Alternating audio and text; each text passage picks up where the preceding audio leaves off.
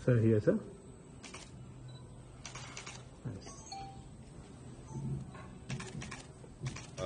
आज MIM party की तरफ से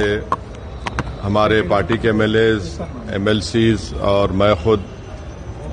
कमिश्नर पुलिस हैदराबाद जनाब CV आनंद साहब से हम मुलाकात किए और उनसे हम एक रिटर्न रिप्रेजेंटेशन दिए जिसमें हम कमिश्नर पुलिस हैदराबाद से ये डिमांड करे हैं कि एक यति नरसिंहानंद है जो दासना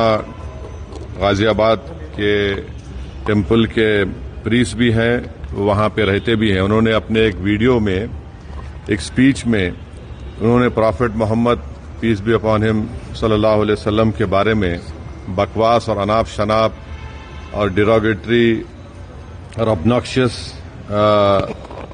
लैंग्वेज और हाईली कंडेमनेबल अल्फाज का इस्तेमाल किया प्रॉफेट मोहम्मद सल्लल्लाहु अलैहि वसल्लम के बारे में। उसमें मैं पूरा पढ़ के सुनाना मैं जरूरी नहीं समझता हूं, मगर जो गंदगी और बेहूदगी की किस्म की जो बातें उन्होंने की है, जिसमें उन्होंने कहा कि मैं हिंदुओं से अपील करता हूं कि दशहरा के दिन आप जो है प्रॉफेट मोहम्मद सल्लल्लाहु अलैहि वसल्लम के एफिजी बनाकर आप उसको बंद करिए। उसमें और दूसरे 4-5 चीजें भी हैं जो मैं नहीं समझता कि दोहरा सकता हूं मैं यहां पर, मगर हम अपने रिटर्न रिप्रेजेंटेशन में लिख कर दिए, इसलिए लिख कर दिए ताकि जो उनका कंटेंट है स्पीच का वो पुलिस को मालूम हो सके। आप लोग जानते हैं कि ये यति नरसिंहानंद इससे पहले भी हेट स्पीच में अरेस्ट हुए, जेल को गए और उनका एक बेल का कंडीशन ये भी है कि वो दोबारा इस तरह की बकवास नहीं करेंगे। तो हमारा फर्स्ट डिमांड ये है कि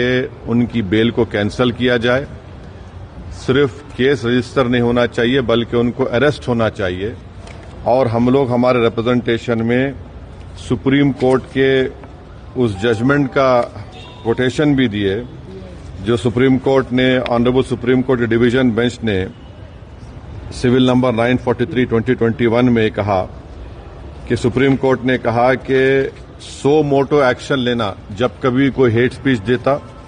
दूसरा सुप्रीम कोर्ट ने कहा कि